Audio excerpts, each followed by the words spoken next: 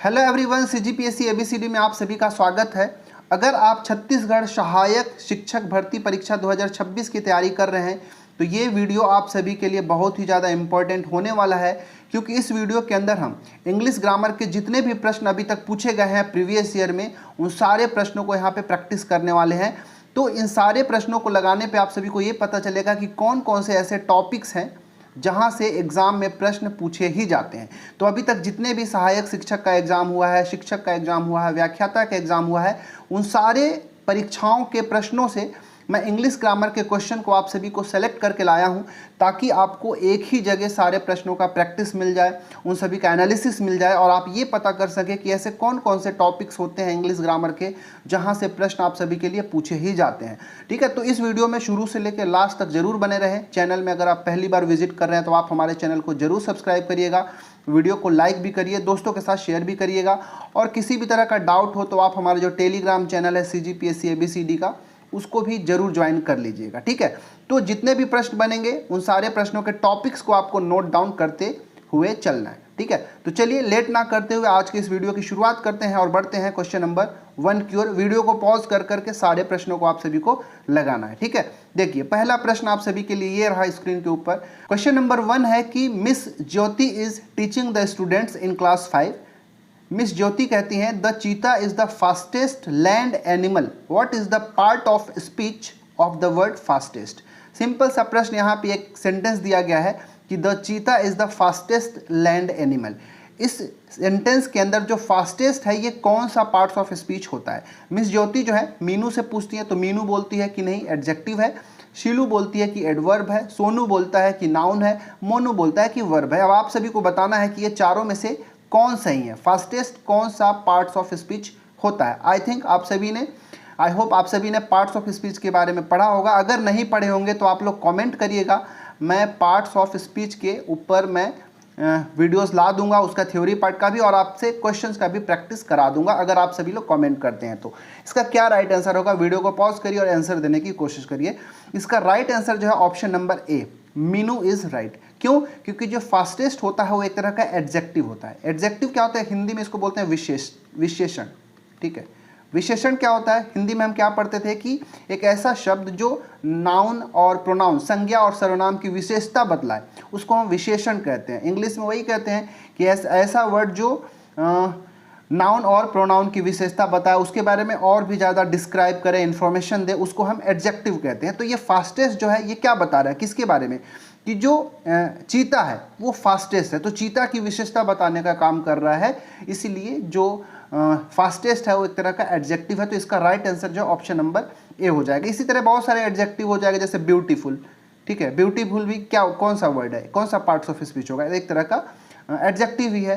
जैसे हम बोलेंगे this is a big animal. ठीक है, जैसे elephant is a big animal, तो बिग क्या हुआ, एलिफेंट की विशेषता बतला रहा है, बड़ा होना, तो बिग भी एक तरह का एडजेक्टिव हो गया। ऑनेस्ट हो गया, रेड हो गया, ये सभी क्या होते हैं, एडजेक्टिव होते हैं। ठीक है, चलिए बढ़ते हैं क्वेश्चन नंबर 2 की ओर।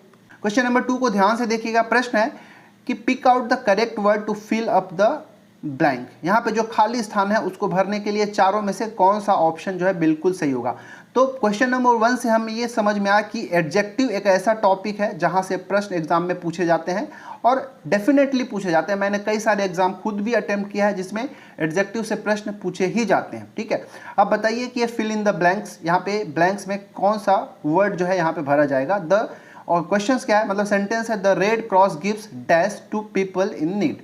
ठीक है, बताइए ADE या फिर BCD क्या सही होगा। तो देखिए रेड क्रॉस जो है क्या करता है कि जो नीडी पीपल्स होते हैं, जो जरूरतमंद इंसान होते हैं, उसकी सहायता करता है। तो सहायता करने का जो वर्ड है उसको हम AID कहते हैं। यहाँ पे बाकी में A, B और D में स्पेलिंग मिस्टेक है, तो हमारा ऑप्शन नंबर जो C है वो सही होगा, यहाँ पे AID होगा। ठीक है, aid, the Red Cross gives aid to the people in the need. Red Cross जो है ऐसे लोगों की मदद करता है जो जरूरतमंद होते हैं। ठीक है, चलिए तीसरा प्रश्न देखते हैं। तीसरा प्रश्न है, एक यहाँ पे इडियम दिया गया है, क्या, to hang up one's head. ठीक है, ये जो इडियम है इसका क्या अर्थ होता है। A, to make oneself comfortable in another person's home, B, to have respect for someone, और C, to keep a thing secret, और डी, टू टॉक नॉनसेंस। बताइए to hang up one's head, ये जो हमारा proverb है, sorry जो idiom है, इसका क्या मीनिंग होगा ये चारों विकल्प के अनुसार? इसका राइट आंसर जो है option number A, to make oneself comfortable in another person's home. ठीक है, जैसे अगर आप मेरे घर में आते हैं तो मैं क्या बोलूँगा, अपना ही घर समझिए, आराम से रहिए। ठीक है, तो अपने घर में अगर मैं कंफर्टेबल आपको फील कराऊं तो उसके लिए मैं यहाँ पे एक इडियम यूज़ कर सकता हूँ, to hang up one's head. ठीक है, याद रखिएगा। तो इसका राइट आंसर है हमारा ऑप्शन नंबर ए। तो आपसे प्रश्न जो है इडियम से भी पूछे जाएंगे और इडियम एंड फ्रेज से भी पूछे जाते हैं। ठीक है, आगे हम प्रश्न देखेंगे जो प्रोवर्ब्स, कहावतों के ऊपर भी है। तो ये सारे टॉपिक्स को आपको कंप्लीट करते चलना है, राइट। चलिए बढ़ते हैं क्वेश्चन नंबर 4 की ओर। क्वेश्चन नंबर 4 थोड़ा लेंदी है, ध्यान से इसको पढ़िए, इसके बाद आंसर देने की कोशिश करिएगा। प्रश्न है कि the Rambert dance company won the country's largest arts prize the Prudential award, which of the following best express the above sentence into passive voice. यहाँ पे एक सेंटेंस दिया गया है क्या, कि the Rambert dance company won the country's largest art prize the Prudential award. ये जो सेंटेंस दिया है यहाँ से लेके यहाँ तक, इसका पैसिव फॉर्म कौन सा होगा, बेस्ट पैसिव फॉर्म कौन सा होगा? तो वीडियो पॉज करके इसका आंसर लगाने की कोशिश करिए। ठीक है, इसका राइट आंसर जो है ऑप्शन नंबर सी है। मैं डायरेक्ट पढ़ रहा हूँ, मैं पूरे चारों ऑप्शंस को नहीं पढ़ूंगा क्योंकि ये टाइम ज़्यादा कंज्यूम करेगा। देखिए, the country's largest art prize the Prudential award was won by the Rambert dance company, और यही जो है एकदम अप्रोप्रिएट पैसिव फॉर्म होगा गिवन सेंटेंस का। ठीक है, तो प्रश्न आप सभी से एक्टिव एंड पैसिव वॉइस से भी पूछा जाएगा। ठीक है, एक्टिव टू पैसिव आपको कन्वर्ट करने को दे देगा, या फिर पैसिव से एक्टिव में भी कन्वर्ट करने को क्वेश्चन आपसे बनाता है, राइट। तो आशा करता हूं आपका ये सही होगा। चलिए बढ़ते हैं क्वेश्चन नंबर 5 की ओर। क्वेश्चन नंबर 5 है, Tom wanted to buy the leather jacket dash his empty wallet persuaded him not to. ठीक है, मतलब जो टॉम है वो चाहता था कि वो एक लेदर का जैकेट खरीदे, लेकिन उसका जो खाली वॉलेट है वो उसको ऐसा करने से मना करता है कि भाई नहीं खरीद सकते, तुम्हारे पास है ही नहीं पैसा। ठीक है, अब यहाँ पे एक कॉन्ट्राडिक्टरी वर्ड्स है, यहाँ पे दो विपरीत विचार है। एक ये है कि जो टॉम है वो खरीदना चाहता है जैकेट, लेकिन दूसरा उसका अपोज क्या कर रहा है कि उसका जो खाली वॉलेट है ऐसा करने से मजबूर करता है कि भाई हम खरीद ही नहीं पाएंगे, हमारा जो पैकेट खाली है। अब यहाँ पे पूछा है कि choose appropriate conjunction from the following to complete the above sentence. अब यहाँ पे जो हमारा ब्लैंक स्पेस दिया गया है, यहाँ पे कौन सा ये कंजंक्शंस वाले वर्ड होंगे चारों में से जो इस सेंटेंसेस को जोड़ने का। कंजंक्शन आप सभी को पता होगा कि एक ऐसा वर्ड जो दो सेंटेंसेस को जोड़ने का काम करता है। तो ये चारों में से कौन सा जो वर्ड होगा वो बेस्ट होगा, बेस्ट कंजंक्शन होगा ये चारों में से। ठीक है, तो वीडियो को पॉज करिए, आंसर लगाने की कोशिश करिए। इसका राइट आंसर है जो ऑप्शन नंबर डी होगा, हाउएवर। ठीक है, Tom wanted to buy the leather jacket however his empty wallet persuaded him not to do. ठीक है, अब देखिए दो विपरीत विचार जब भी होंगे, जब कॉन्ट्राडिक्टरी थॉट्स होंगे, दो अपोज करने वाले, और ऐसे सेंटेंसेस को अगर जोड़ा जाएगा तो वहां पे हम कंजंक्शन हाउएवर का यूज करते हैं। ठीक है, तो हमने देखा कि प्रीपोजिशन से भी आपसे प्रश्न पूछा जा रहा है। अब यहाँ पे हमने देखा पांचवा प्रश्न की कंजंक्शन से भी आप सभी से प्रश्न पूछा जा रहा है। तो जितने भी तरह के प्रश्न आप सभी के आ रहे हैं, इन सारे टॉपिक्स को आपको ग्रामर के करते ही चलना है ताकि एग्जाम में आपसे प्रश्न छूटे नहीं। ठीक है, और मैं बता दूं कि ये बहुत बेस्ट चांस है आप सभी के लिए। अगर आप सहायक शिक्षक की, असिस्टेंट टीचर की तैयारी कर रहे हैं तो फिर ऐसा सुनहरा अवसर आप सभी को नहीं मिलेगा। तो इस अवसर का लाभ उठाएं, इसको व्यर्थ ना जाने दीजिए, ज़्यादा से ज़्यादा मेहनत करिए और जो भी टॉपिक्स मैं बताते चल रहा हूँ उसको जरूर प्रिपेयर करके रखिएगा। ठीक है, चलिए बढ़ते हैं क्वेश्चन नंबर 6 की ओर। क्वेश्चन नंबर 6 है कि the girl rose to fame because of her paintings, here rose means, मतलब सेंटेंस है कि एक लड़की जो है फेमस हुई किसकी वजह से, पेंटिंग की वजह से। तो यहाँ पे जो ये वर्ड दिया गया है रोज, इसका एग्जैक्ट मीनिंग क्या है? ठीक है, A worked hard, B got up, C grew to great height and D smelt like a rose. बताइए क्या यहाँ पे इसका मतलब है? The girl rose to fame, यहाँ पे रोज, यहाँ पे जो वर्ड है वो राइज से आया है। ठीक है, राइज मतलब ऊपर उठना, अपना व्यक्तित्व को ऊपर उठाना, उससे आया है। ये रोज जो गुलाब वाला नहीं है, फ्लावर वाला नहीं, याद रखिएगा। तो यहाँ पे सी ऑप्शन जो है बिल्कुल राइट आंसर होगा, ग्रीव टू ग्रेट हाइट। ठीक है, मतलब एक बहुत ऊंचाई को प्राप्त करना। किसकी वजह से वो फेमस हो रही है भाई? किसकी वजह से? वो ऊंचाई तक पहुंच रही है, तो उसकी जो पेंटिंग्स हैं उसकी वजह से वो फेमस हो रही है। ठीक है, तो इसका रोज का यहाँ पे मतलब है ग्रीव टू ग्रेट हाइट, तो इसका राइट आंसर हो जाएगा ऑप्शन नंबर सी। ठीक है, चलिए बढ़ते हैं आगे क्वेश्चन नंबर 7 की ओर। क्वेश्चन नंबर 7 है कि a stitch in times saves dash. ठीक है, बहुत अच्छा प्रश्न है, इंपॉर्टेंट प्रश्न है। Fill in the blanks to complete the proverbs from the followings. यहाँ पे 4 ऑप्शन दिए गए, चारों में से कौन सा होगा? तो देखिए, तो आपको प्रोवर्ब्स और इडियम एंड फ्रेज सभी करना, और एक दिन में इन सारे टॉपिक्स को नहीं कर सकते हैं। तो अभी से जितना भी एग्जाम तक का जो समय है, ठीक है, 17 अक्टूबर को आई थिंक एग्जाम है, तो जितना भी आप सभी के पास समय है, उन सभी उस डेट को आने तक आप कम से कम 5 से 10 इडियम एंड फ्रेज और प्रोवर्ब्स जो है हर दिन पढ़ते जाइए। ठीक है, तो कहीं ना कहीं एग्जाम में जब आपको ऑप्शंस दिखेंगे तो आप एक बार रिकॉल करके जरूर आंसर तक पहुंच जाएंगे। ठीक है, तो यहाँ जो प्रोवर्ब्स है ये आपको डायरेक्टली याद रखना चाहिए। स्टिच इन टाइम सेव्स 9, यहाँ पे जो होता है 9 होगा। ठीक है, ऑप्शन नंबर बी बिल्कुल राइट आंसर हो जाएगा, इस तरह का कहावत है। ठीक है, चलिए बढ़ते हैं आगे। क्वेश्चन नंबर हम 8 को देखते हैं। The money dash bye me tomorrow. A will be withdrawn, B will withdraw, C will withdrawn and D will withdraw। अब बताइए कि यहाँ पे चारों में से कौन सा जो विकल्प है वो बिल्कुल सही होगा। ठीक है, एक्चुअली में देखिए ये पैसिव वॉइस का सेंटेंस है। ठीक है, जो क्वेश्चन का सेंटेंस है वो पैसिव वॉइस का है। ठीक है, कैसे पहचानेंगे? जैसे हमको पता है कि जहाँ पे बाई का यूज होता है वो पैसिव फॉर्म का होता है। तो बताइए the money dash by tomorrow, by me tomorrow. अब बताइए ये चारों में से कौन सा अप्रोप्रिएट सेंटेंस होगा जो कि फिल इन द ब्लैंक्स को भरा जा सकता है। इसका राइट आंसर जो ऑप्शन नंबर ए होगा, विल बी विथड्रॉन। ठीक है, the money will be withdrawn bye me tomorrow, मतलब कल जो है मेरे द्वारा पैसा जो है निकाला जाएगा। तो यहाँ पे ऑप्शन नंबर जो ए है ये बिल्कुल सही यहाँ पे होगा, ताकि ये पैसिव वॉइस कंप्लीट हो और सही हो। राइट, चलिए बढ़ते हैं। तो आपको एक्टिव से पैसिव फॉर्म भी आना चाहिए। ठीक है, आगे हम देखेंगे कि डायरेक्ट इनडायरेक्ट नरेशन से भी प्रश्न पूछा जाएगा। ठीक है, तो ये सारे जो टॉपिक्स है बहुत ही कॉमन है, एग्जाम में यहीं से प्रश्न कहीं ना कहीं बनते हैं। ठीक है, तो आप ज़्यादा ये मत सोचने लगेंगे कि हम शुरू से ग्रामर की शुरुआत किए 0 से और पूरा 100% को करने की कोशिश करें। अगर ये ऐसा करने लगेंगे तो अब बाकी जो सब्जेक्ट्स हैं उनको प्रिपेयर नहीं कर पाएंगे। तो सबसे अच्छा आपका तरीका होगा कि PYQ जो मैं बता रहा हूँ, यहाँ से हम देख रहे हैं कि कौन कौन से टॉपिक से प्रश्न पूछे जा रहे हैं, उन टॉपिक्स को क्यों ना हम कंप्लीट करते चले जाएं। राइट, चलिए क्वेश्चन नंबर 9 देखिए।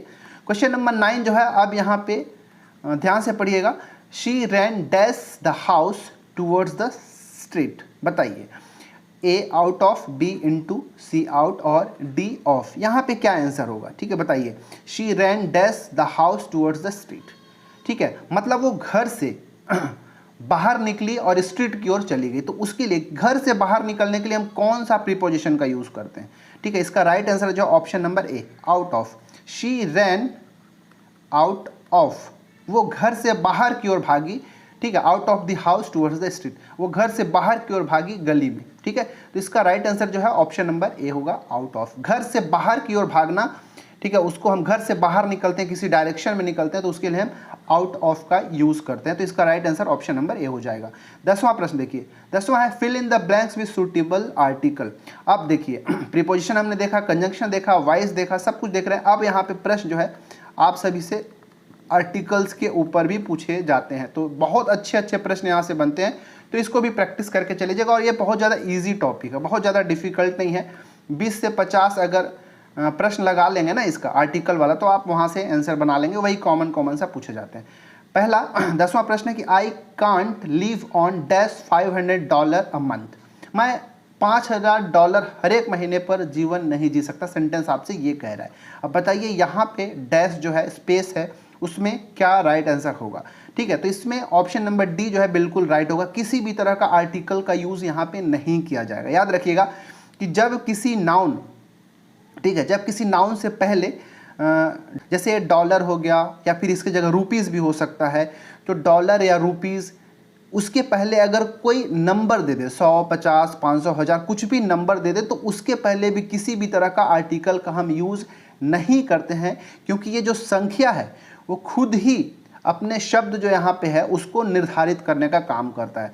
ठीक है, तो याद रखिएगा, डॉलर हो, रुपए हो, उससे पहले अगर कोई नंबर दे दे तो उससे पहले किसी भी आर्टिकल का हम यूज़ नहीं करते हैं, याद रखिएगा। चलिए 11वां प्रश्न है कि feminine gender of fox is dash. अब देखिए, आर्टिकल हमने देख लिया, अब आपसे एग्जाम में जेंडर से भी प्रश्न पूछे जाते हैं।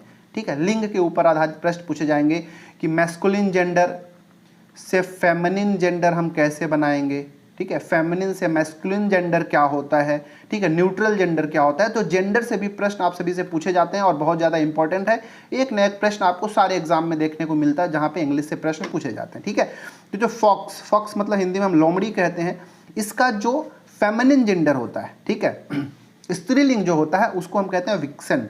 ठीक है, तो ऑप्शन नंबर बी इसका राइट आंसर है। ये फॉक्स का विक्सन होता है, 2-3 बार एग्जाम में पूछा जा चुका है, तो याद रखिएगा। ठीक है, कुछ प्रश्न पूछ लूं क्या, आप बताएंगे? देखिए, गूज, GOOSE, मेयर आपने सुना होगा। ठीक है, मेयर यानी घोड़ी होता है, तो इसका अपोजिट क्या होगा, मतलब इसका मैस्कुलिन जेंडर क्या होगा, क्योंकि मेयर तो ऑलरेडी फेमिनिन जेंडर है। ठीक है, तो आप जरूर देख के जाइएगा कि क्या होगा। तो गूज का मैस्कुलिन जेंडर क्या होगा, मेयर का मैस्कुलिन जेंडर क्या होगा। ठीक है, अच्छा एक क्वेश्चन और पूछता हूँ, डक, बतख। ठीक है, ये जो डक है, ये आप लोग कमेंट करके बताइएगा कि ये फेमिनिन जेंडर है या फिर मैस्कुलिन जेंडर है। ठीक है, कमेंट करके आप लोग जरूर बताइएगा, और जेंडर वाला टॉपिक को जरूर कंप्लीट करके रखें, एग्जाम में प्रश्न पूछे जाते हैं। चलिए बढ़ते हैं क्वेश्चन नंबर 12 की ओर। 12वां प्रश्न है fill in the blanks with suitable article. फिर से यहाँ पे आर्टिकल के प्रश्न जो है पूछे जाते हैं। तो आर्टिकल जो है बहुत ज़्यादा इंपॉर्टेंट है, एग्जाम में पूछते हैं भाई। ठीक है, they usually spend their holidays in space mountains. ठीक है, वो जो है जनरली अपना हॉलीडे जो है वो पहाड़ों पे, माउंटेन्स पे सेलिब्रेट करते हैं, स्पेंड करते हैं अपना हॉलीडे। तो ये माउंटेन से पहले कौन सा आर्टिकल का यूज़ करोगे, एन का, ए का, द का, या फिर कोई आर्टिकल यहाँ पे यूज़ नहीं होगा। ठीक है, तो ऑप्शन नंबर सी इसका राइट आंसर होगा। आप सभी को पता होना चाहिए कि जैसे कोई माउंटेन्स होते हैं, या फिर कोई माउंटेन रेंज हो गया, या फिर कोई विशेष भौगोलिक स्थान है, उसके पहले एक डेफिनेट आर्टिकल द का प्रयोग किया जाता है। जैसे द हिमालय हो गया, द गंगे हो गया, द माउंटेन्स हो गई, तो यहाँ पे द का यूज़ होगा। आई थिंक आप सभी को समझ में आ गया होगा। तो आर्टिकल बहुत ज़्यादा इंपॉर्टेंट चैप्टर है भाई, तो उसको करके रखिएगा। चलिए बढ़ जाते हैं क्वेश्चन नंबर 13 की ओर। 13वां प्रश्न, विच of the following option is not matched with the word of similar meaning that is synonym. ठीक है, सिनोनिम का मतलब क्या होता है, समानार्थी, जो सिमिलर मीनिंग देता हो। तो अब यहाँ पे एक और चीज़ ऐड ऑन कर लीजिएगा, टॉपिक कौन सा, एंटोनिम सिनोनिम भी एक बार पढ़िएगा। ठीक है, एंटोनिम्स का मतलब विपरीतार्थक शब्द जो अपोजिट मीनिंग देते हो, और सिनोनिम्स का मतलब समानार्थी शब्द जो समान, एक जैसा मीनिंग देने का काम करते हैं। ठीक है, वो बताना। और देखिए, जैसे मैंने बताया कि प्रोवर्ब्स हो गया, उसी तरह इडियम एंड फ्रेज हो गया, उसी तरह एंटोनिम और सिनोनिम ऐसे वर्ड्स हैं जिसको हम एक दिन में इस चैप्टर को कंप्लीट नहीं कर सकते। इसको थोड़ा थोड़ा 5-10 प्रश्न, 5-10 क्वेश्चंस, 5-10 वर्ड्स याद करके ही हम इसको कंप्लीट कर सकते हैं। तो आप हर दिन 5 से 10 प्रश्न जो है, 5 से 10 वर्ड जो है एंटोनिम सिनोनिम का भी जरूर करिएगा। अब बताइए कि चारों जो विकल्प दिया गया, इसमें से कौन सा ऐसा विकल्प है जिसमें एक सिमिलर मीनिंग मतलब सिनोनिम नहीं शो कर रहा है। ए है प्रैग्मेटिक का सिनोनिम क्या, प्रैक्टिकल होता है, वैंक्विश का कॉन्कर होता है, डेस्टिट्यूट का पुअर होता है, ओपेक का ट्रांसपेरेंट होता है। बताइए कौन सा जो है नहीं बताता है, आप सभी को बताना। तो इसका राइट आंसर जो है ऑप्शन नंबर डी।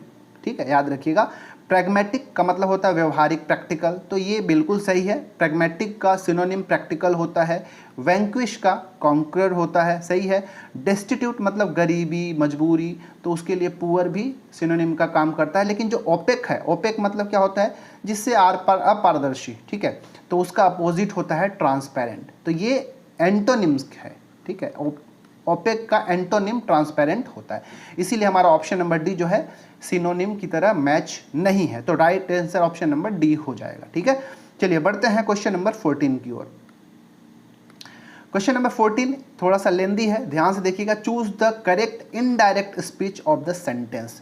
अब यहाँ पे आपको समझ में आ गया होगा कि डायरेक्ट से इनडायरेक्ट, ठीक है, डायरेक्ट से इनडायरेक्ट स्पीच से भी प्रश्न आपसे पूछा जाएगा, या फिर इनडायरेक्ट से डायरेक्ट भी बनाने को आप सभी से पूछा जा सकता है। ठीक है, अब यहाँ पे एक सेंटेंस दिया गया है कि my uncle said to me how is your studies going on now. Uncle जो है, मेरे अंकल मुझसे पूछते हैं कि तुम्हारी स्टडीज़ जो है अभी कैसा चल रहा है। अब इसका इनडायरेक्ट स्पीच कौन सा ये चारों विकल्प में से सही होगा, आप सभी को कमेंट करके बताना। तो मैं तो इसको बताऊंगा ही, बट याद रखिएगा ये जो चैप्टर है डायरेक्ट इनडायरेक्ट स्पीच, यहाँ से प्रश्न पूछे ही जाते हैं, तो ये बहुत ज़्यादा इंपॉर्टेंट है। आपको यहाँ से बहुत सारे प्रश्नों को प्रैक्टिस करके जाना है, ठीक है। देखिए पहली बात तो यहाँ पे जो सेंटेंस है how is your studies going on, ये एक तरह का इंटेरोगेटिव सेंटेंस है, प्रश्नवाचक सेंटेंस है। तो उसको कैसे करते हैं, तो जब भी प्रश्नवाचक सेंटेंस हो तो यहाँ पे जो सेड टू होता है, ये सेड जो होता है सेड टू, ये कन्वर्ट हो जाता है आस्क्ड में, ठीक है। पहला चीज़ पहचानने का आपको, ठीक है। तो आज तो इन सभी में ही दिया है। दूसरा चीज़ क्या कि यहाँ पे योर स्टडीज़ जो दिख रहा है, योर स्टडीज़, इसका जब पैसिव में इनडायरेक्ट स्पीच में कन्वर्ट होगा तो योर जो है किस में कन्वर्ट हो जाएगा, माई स्टडीज़ में कन्वर्ट हो जाएगा। योर जो है किस में, माई के फॉर्म में कन्वर्ट हो जाएगा। इसके बाद हाँ, और जो ये देखेंगे कि how is your studies going, ये प्रेजेंट टेंस का है ना, तो प्रेजेंट टेंस जो है ये पास्ट टेंस में कन्वर्ट होगा, तो इज़ जो है उसकी जगह पास्ट टेंस में हम वेयर का यूज़ करते हैं, ठीक है, वहाँ पे वेयर हो जाएगा। अब ये हम इन सभी को मिला जुला के अगर देखेंगे, और नाउ जो यहाँ पे है, ये नाउ किस में कन्वर्ट हो जाएगा भाई, देन में कन्वर्ट हो जाएगा। अगर ये रूल आप जानते हैं, इसका राइट आंसर जो ऑप्शन नंबर ए बिल्कुल है, माई अंकल आस्क्ड, मतलब सेड टू है, क्वेश्चन वाला सेंटेंस है, तो हम उसको आस्क्ड में कन्वर्ट कर दिए। My uncle asked me how my studies were going on then, now का देन में कन्वर्ट हो गया, ठीक है। स्टडीज़ वहाँ पे वेयर का यूज़ हो गया, ठीक है। तो ये जो स्टडीज़ योर स्टडीज़ है वो हमारा, जब हमको पता है इनडायरेक्ट बदलते समय हम उसको शुरुआत में लिख देते हैं, ठीक है। तो इसका रूल्स आप सभी को सीख के जाना चाहिए, क्योंकि एग्जाम में प्रश्न बनता ही है, आप सभी से पूछे ही जाएंगे। चलिए अब बढ़ते हैं क्वेश्चन नंबर 15 की ओर। अगर आपको लगता है कि डायरेक्ट इनडायरेक्ट स्पीच आपको नहीं बनता है, पढ़ना है, तो मैं कई सारे प्रश्नों का प्रैक्टिस करा सकता हूँ रूल्स के साथ भी, तो आप लोग कमेंट करके जरूर बताइएगा। चलिए बढ़ते हैं क्वेश्चन नंबर 15 की ओर। 15वां प्रश्न है, यहाँ पर भी इनडायरेक्ट डायरेक्ट से ही रिलेटेड है। Choose the correct indirect speech of the sentence. यहाँ पे सेंटेंस दिया है, इसका भी फिर से इनडायरेक्ट स्पीच से सेलेक्ट करना है। He said to them don't make a noise, वह जो है उन लोगों से कहा कि यहाँ पे हल्ला मत करो। अब इसका क्या इनडायरेक्ट स्पीच होगा, वीडियो को पॉज करके आंसर देने की कोशिश करिए। इसका राइट आंसर मैं बताता हूँ, B, he asked them not to make a noise, ठीक है। ये इसका प्रॉपर इनडायरेक्ट स्पीच होगा, ठीक है। यहाँ पे एक सेंटेंस जो एक्चुअली में आ गया, इंपेरेटिव सेंटेंस है, तो इसमें कुछ न करने की कुछ हिदायत दिया गया है, कुछ आदेश दिया गया है कि ऐसा मत करो। तो इनडायरेक्ट स्पीच में डोंट को हटाकर वर्ब से ठीक पहले नॉट टू का यूज़ किया जाता है, ठीक है। ये डोंट को हटाए और उसके जो वर्ब है यहाँ पे मेक, उसके पहले हम उसके जगह क्या यूज़ कर दिए हैं, नॉट टू का यूज़ करते हैं। तो ये कुछ रूल्स होते हैं जो इरेगुलर्स होते हैं, ठीक है। इसका राइट आंसर जो ऑप्शन नंबर बी हो जाएगा। चलिए बढ़ते हैं क्वेश्चन नंबर 16 की ओर। क्वेश्चन नंबर 16 है कि choose the correct option related to change in voice, ठीक है। यहाँ पे फिर से वॉइस के क्वेश्चंस आ गए, बताना है कि कौन सा सही तरीके से चेंज किया गया। क्वेश्चन है, प्रश्न है, सेंटेंस है, who asked you to draft this letter, किसने तुम्हें कहा है इस लेटर को ड्राफ्ट करने के लिए। इसका क्या राइट आंसर होगा, इसका right answer option number B, by whom were you asked to draft this letter.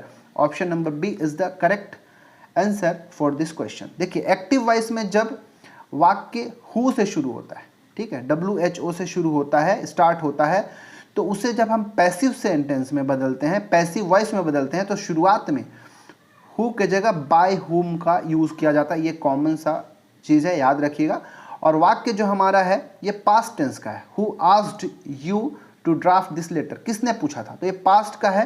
तो जब पास्ट में इसका कन्वर्ट होगा तो यू के साथ हम वेयर का यूज़ करेंगे, ठीक है। तो यहाँ पे देखिए यू से पहले, क्योंकि इंटरोगेटिव सेंटेंस है, प्रश्न है, तो हम पैसिव भी प्रश्नवाचक के फॉर्म में ही कन्वर्ट करेंगे।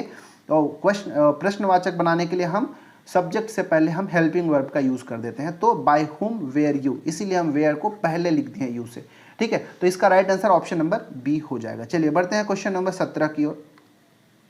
17वां प्रश्न है कि choose the correct option related to change in voice. एक और वॉइस का भी प्रश्न है। प्रश्न है कि ही टीचेस अस ग्रामर, वो हमें ग्रामर पढ़ाते हैं, ठीक है, इसका पैसिव वॉइस क्या होगा कमेंट करके बताइएगा। इसका मैं आंसर नहीं बताने वाला हूँ क्योंकि ये बहुत ही आसान प्रश्न है। इसका कमेंट करके बताइएगा कि सही पैसिव वॉइस क्या होगा।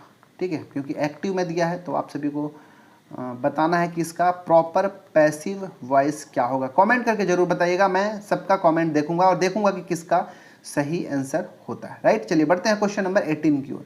क्वेश्चन नंबर 18 जो है fill in the blanks from the option. ठीक है, ऑप्शन से देख के बताइए क्या होगा। क्वेश्चन नंबर 18 है he died dash covid, choose the preposition. Preposition choose करके यहाँ पे बताना है क्या होगा। क्या ही डाइड ऑफ कोविड-19 होगा, ही डाइड फ्रॉम कोविड-19 होगा, ही डाइड इन कोविड-19 होगा, या फिर ही डाइड ऑफ या फिर फ्रॉम, कुछ भी हो सकता है। इसका राइट आंसर जो है ऑप्शन नंबर डी होगा। ठीक है, कोई किसी बीमारी से अगर किसी का डेथ होता है तो हम ऑफ भी यूज़ करते हैं, ही डाइड ऑफ कोविड, वो कोविड से मरा, या फिर हम फ्रॉम भी यूज़ कर सकते हैं। ठीक है, तो डी में ऑफ और फ्रॉम दोनों दिया है। अगर हमारे पास ऑप्शन होता ए एंड बी बोथ तो हम उस वाले ऑप्शन को मारते, तो इसका right answer option number D हो जाएगा। क्वेश्चन नंबर 19 है if I space the boss would ensure adequate measure. ठीक है, अब यहाँ पे क्या होगा, supply the correct auxiliary verb. कौन सा ऑक्सिलरी वर्ब यहाँ पे बिल्कुल सही फिट बैठेगा, वॉज, हैड बीन, वेयर या फिर एम, क्या यूज़ करेंगे। तो एक मैं फॉर्मेट देता हूँ, आपको याद रखना चाहिए। इस तरह का sentence, if I were you, अगर मैं तुम्हारे जगह होता, ऐसा कुछ होता है ना, तो वहाँ पे हमेशा वेयर का यूज़ करते हैं। ठीक है, हमेशा आपने देखा होगा कि आई के साथ वॉज का यूज़ करते हैं, बट यहाँ पे sentence if I were the boss, अगर मैं बॉस होता, ठीक है, would ensure the adequate measure, तो मैं पर्याप्त मात्रा जो है निर्धारित करता, मापन निर्धारित करता, ऐसा यहाँ पे सेंटेंस बोला गया है। तो ये क्या होगा, इफ़ आई वेयर, WERE, ऐसा, इस तरह के सेंटेंसेस में हम इफ़ आई वेयर यू, जैसे मैं तुम्हारे जगह होता तो मैं बहुत अच्छे से पढ़ाई करता, तो मैं कैसे लिखता, इफ़ आई वेयर यू, ऐसा यूज़ करते। तो इस तरह के सेंटेंसेस को ध्यान से रखिए, कई बार से एग्जाम में पूछे जाते हैं, तो इस फॉर्मेट का भी याद रखिएगा ऑक्सिलरी वर्ब। तो if I were the boss, अगर मैं बॉस होता, वुड इंश्योर एडिक्वेट मेजर, तो इसका राइट आंसर जो है ऑप्शन नंबर सी बिल्कुल राइट आंसर हो जाएगा। ठीक है, चलिए बढ़ते हैं क्वेश्चन नंबर 20 की ओर। 20वां प्रश्न है स्क्रीन के ऊपर, विच of the following is wrongly matched. ठीक है, अब यहाँ पे ये जो सेंटेंस है एक्चुअली में सिंगुलर टू प्लूरल।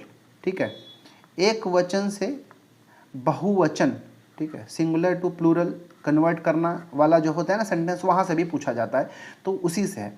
पोटैटो का क्या ये प्लूरल होता है, क्या हीरो का ये प्लूरल होता है, क्या फोटो का ये प्लूरल होता है, या इको का ये होता है। ये चारों में से आपसे पूछा गया है कि कौन सा रॉन्गली मैच्ड है, कौन सा सही तरीके से सिंगुलर से प्लूरल कन्वर्ट नहीं किया गया है। तो इसका राइट आंसर जो है ऑप्शन नंबर सी। ठीक है, ये राइट आंसर है। ठीक है, बाकी पोटैटो का पोटैटोज होता है, राइट है, ES लगता है, हीरो का ES लगा के प्लूरल बनाया जाता है, ठीक है, इको का भी ES लगा के प्लूरल बनाया जाता है, बट फोटोज़ का प्लूरल में ES नहीं लगाया जाता। फोटो का जो प्लूरल होता है वो फोटो ही हो, फोटो में बस S लगाते हैं, इस चीज़ को याद रखिएगा। ठीक है, बस S लगा के फोटो का प्लूरल बनाया जाता है। ठीक है, याद रखिएगा। अच्छा, मैं कुछ वर्ड देता हूँ, उसका प्लूरल बताइएगा आप लोग। प्लूरल बताना है कि प्लूरल फॉर्म क्या होगा। ठीक है, पहला जो वर्ड है वो है पर्सन। ठीक है, पर्सन का प्लूरल क्या होगा। दूसरा जो है बताइएगा शिप, शिप का प्लूरल क्या होगा। और तीसरा एक और बता लीजिए माउस। ठीक है, माउस का प्लूरल क्या होगा। ये तीनों का आंसर जो आप सभी लोग कमेंट करके जरूर बताइएगा। राइट, 21वां प्रश्न देखते हैं, it is an act of space negligence, supply the most appropriate adjective. Adjective से प्रश्न पूछा जाता है, हमने क्वेश्चन नंबर 1 ही देखा था, क्या है यहाँ पे होना चाहिए।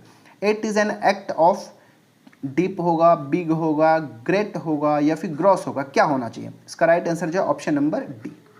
ठीक है, it is an act of gross negligence. ठीक है, एक बहुत बड़ा, जब भी कभी गंभीर या फिर बहुत बड़ी लापरवाही हो तो उसको व्यक्त करने के लिए इंग्लिश में हम नेग्लिजेंस के साथ ग्रॉस एडजेक्टिव का यूज़ किया जाता है। It is an act of gross negligence, ये बहुत गंभीर नेग्लिजेंस है ऐसा। ठीक है, ग्रॉस का यूज़ किया जाता है। ऑप्शन नंबर डी बिल्कुल राइट आंसर हो जाएगा। चलिए बढ़ते हैं क्वेश्चन नंबर 22 की ओर। क्वेश्चन नंबर 22 है कि Rohan had to go to Mumbai by train. The train was bound to leave at 10:30 AM. Rohan reached to platform at 10:26 a.m. So A, he was in time, B, he was on time, C, he was at time और D, he was in good time. अब बताइए क्या answer होगा इसका, ठीक है। ध्यान से ये ध्यान देने वाली बात यहाँ पे क्या है कि देखिए जब भी कोई समय फिक्स हो कि इस समय तक या निर्धारित समय हो और निर्धारित समय के अंदर आप पहुंच जाते हैं या फिर बिल्कुल अंतिम क्षणों तक आप अगर पहुंचते हैं तो हम उसको बोलते हैं इन टाइम, ठीक है। तो इंग्लिश में इन टाइम उसके लिए वर्ड यूज़ किया जाता है। तो रोहन जो है एक्चुअली में ट्रेन जो है 10:30 में छूटती है और रोहन जो है कब पहुंचता है 10:26 में ही पहुंच जाता है, मतलब इन टाइम पहुंचता है। तो ऑप्शन नंबर ए ही बिल्कुल राइट आंसर होगा, ही वॉज इन टाइम, ठीक है। याद रखिएगा ही वॉज एट टाइम भी नहीं होगा, ही वॉज ऑन टाइम भी नहीं होगा, इन टाइम समय से पहले पहुंच रहा है या फिर कुछ अंतिम क्षणों तक भी पहुंचता है तो हम इन टाइम यूज करते हैं, ठीक है। चलिए बढ़ते हैं क्वेश्चन नंबर 23 की ओर। प्रश्न है कि which of the following sentences is grammatically correct, ठीक है। तो इस तरह से प्रश्न भी दिया जाता है कि कई सारे 4 ऑप्शन दे देगा, चारों में से एक जो होगा ग्रामेटिकली इनकरेक्ट होगा, ठीक है, या फिर करेक्ट होगा, तो उसको आपको सेलेक्ट करना होगा।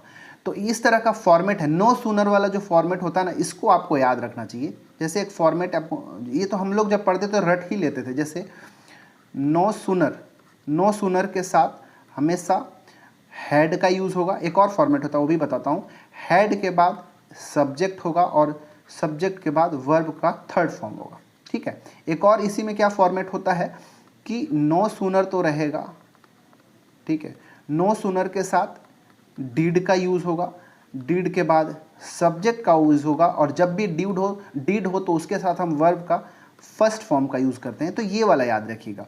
उसके बाद देन का यूज़ किया जाता है, देन नहीं ना, देन नहीं। तो जहाँ भी नो सूनर वाले में जब भी देन का यूज़ होगा तो उसको आप काट ही दीजिएगा, देन का यूज़ किया जाता है, नो सूनर देन, ये फॉर्मेट ही होता है नो सूनर देन का, ठीक है। तो इस पूरे चारों सेंटेंस के अंदर अगर आप जाएंगे तो इसका right answer option number A ही हो जाएगा, नो सूनर, ठीक है। नो सूनर है, हैड का यूज़ हुआ है, इसके बाद सब्जेक्ट क्या है दे, स्टार्ट का थर्ड फॉर्म है स्टार्टेड, ठीक है, देयर वॉक, अब then it started to ran. यहाँ पे 2 सेंटेंसेस को जोड़ने का काम करता है, यहाँ पे नो सूनर देन, ये फॉर्मेट जो होता है ना, 2 अलग अलग सेंटेंसेस को जोड़ा जाता है। No sooner had they started their walk, then it started to ran, यहाँ पे देन का यूज हो, जहाँ पे देन है ये गलत हो जाएगा, ये देन वाला भी गलत हो जाएगा, याद रखिएगा, ठीक है। तो हमारा ऑप्शन नंबर ए जो है बिल्कुल सही आंसर हो जाएगा, ठीक है। देखिए यहाँ पे ये गलत हो गया क्योंकि सब्जेक्ट को ही पहले ला दिया है, हैड को बाद में किया, जबकि हमने यहाँ पे क्या देखा कि नो सूनर के बाद हैड होगा फिर सब्जेक्ट होगा, लेकिन यहाँ पे पहले सब्जेक्ट कर दिया फिर हैड किया, इसीलिए ये वाला भी गलत हो जाएगा। और यहाँ पे देन का यूज़ किया गया है, इसलिए ये दोनों भी गलत। तो हमारा ऑप्शन नंबर जो ए है बिल्कुल सही आंसर होगा, ठीक है। तो देन का यूज़ होता है, तो ये नो सूनर, ठीक है, और ये देन, बीच में सेंटेंस रहेगा यहाँ पे और यहाँ पे, इस फॉर्मेट का यूज़ किया जाता है। और अगर डीड वाला यूज़ होता तो डीड के साथ हम वर्ब का फर्स्ट फॉर्म यूज़ करते हैं, तो आपको ये याद होना चाहिए। चलिए बढ़ते हैं क्वेश्चन नंबर 24 की ओर। प्रश्न है कि which of the following is a wrong combination of singular and plural form, ठीक है। तो मैंने बताया कि सिंगुलर प्लूरल से प्रश्न जो है बनते हैं, तो आप बहुत अच्छे से प्रैक्टिस करिए। एक दिन में ये भी नहीं हो सकता क्योंकि बहुत सारे वर्ड्स हैं सिंगुलर से प्लूरल कन्वर्ट करना, और उसका जो कई सारे रूल्स हैं how to convert singular to plural, तो इन सबको आपको आना चाहिए, ठीक है। बताइए तो कौन सा जो है रॉन्ग कॉम्बिनेशन है सिंगुलर से प्लूरल का, शिप का शिप, बताइए। इसको वीडियो को पॉज करके आंसर लगाने की कोशिश करिएगा। तो देखिए जो शीप होता है SHEEP वाला, ठीक है, ये भेड़ वाला है, तो इसका प्लूरल सेम ही होता है, शीप का शीप ही होता है। SHIP ये पानी जहाज वाला था, तो इसका प्लूरल जो है शीप नहीं होता, सेम नहीं होता, इसका प्लूरल जो होता है शिप का शिप्स हो जाता है, ठीक है। तो हमारा ऑप्शन नंबर जो बी है यही रॉन्ग कॉम्बिनेशन है। बाकी स्वाइन का स्वाइन होता है, ये भी सही है, डियर का डियर होता है, ये भी सही होता है, ठीक है, याद रखिएगा। बहुत अच्छा प्रश्न एग्जाम में पूछे जाते हैं। 25वां और आखिरी प्रश्न आज के इस वीडियो का देखेंगे, which of the following sentence are correct. ये 4 यहाँ पे सेंटेंस दिए गए हैं 1 2 3 4, ये चारों में से कौन कौन से करेक्ट है, उसके बाद आपको ABCD में से ये चारों ऑप्शन में से सही बताना है कि क्या राइट आंसर होगा। पहली बात तो यहाँ पे पूरे चारों सेंटेंस में देखेंगे तो 2 वर्ड्स देखने को मिलेगा, एक बिसाइड, ठीक है, और दूसरा वर्ड जो है बिसाइड्स, इसी का खेल है, ठीक है। तो जहाँ भी बिसाइड होगा BESIDE, बिसाइड का मतलब होता है बगल में, ठीक है, बगल में, और बी साइड्स होगा, BESIDES, एस जब लग जाएगा तो इसका मतलब होता है अतिरिक्त, एक्स्ट्रा, अलावा, ठीक है, अतिरिक्त। अब यहाँ पे आप समझ जाएंगे, he bought a bat beside a ball. Beside का मतलब क्या, बगल में। यहाँ पे इसका मतलब क्या हो जाएगा कि एक बैट के बगल में उसने बॉल खरीदा, तो ये ऐसा होगा ही नहीं, गलत है।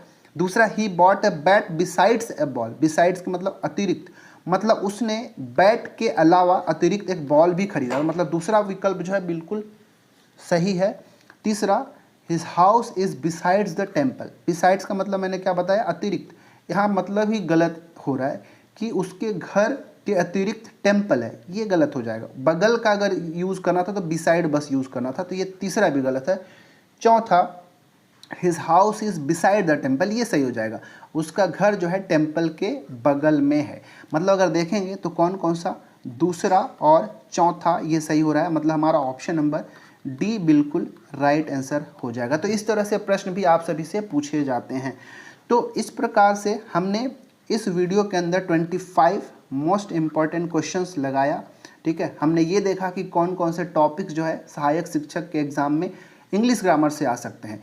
और देखिए जितना भी मैं यहाँ पे लगाया हूँ सारे प्रीवियस ईयर क्वेश्चंस के ऊपर बेस्ड है, सारे प्रीवियस ईयर क्वेश्चंस ही है, जो चाहे व्याख्याता में पूछे गए हैं, चाहे सहायक शिक्षा में पूछे गए हैं, शिक्षक में पूछे गए हैं, और इतने ही पूछे गए हैं, इन्हीं टॉपिक से ही पूछे गए हैं। तो इन सारे टॉपिक्स को आप सभी को एग्जाम से पहले कंप्लीट करना है, यहाँ से प्रश्नों को लगाना है, ठीक है। आशा करता हूँ आप सभी को समझ में आया होगा कि कौन कौन से टॉपिक को आपको कंप्लीट करना है, और ये 25 में से मैक्सिमम आप सभी का सही हुआ, ऐसा आशा करता हूँ। लास्ट में कमेंट करके कमेंट जरूर बताइएगा कि आपका कितना सही हुआ। अगर आप किसी भी टॉपिक पे वीडियो चाहते हैं तो आप कमेंट करिएगा, मैं उसको भी कोशिश करूँगा। तो अगर चैनल में पहली बार आए तो हमारे चैनल को सब्सक्राइब करिए, वीडियो को लाइक करिए, दोस्तों के साथ शेयर भी करिएगा। अच्छे से पढ़ाई करते रहें। मिलते हैं नेक्स्ट वीडियो के अंदर। Thanks for watching our videos.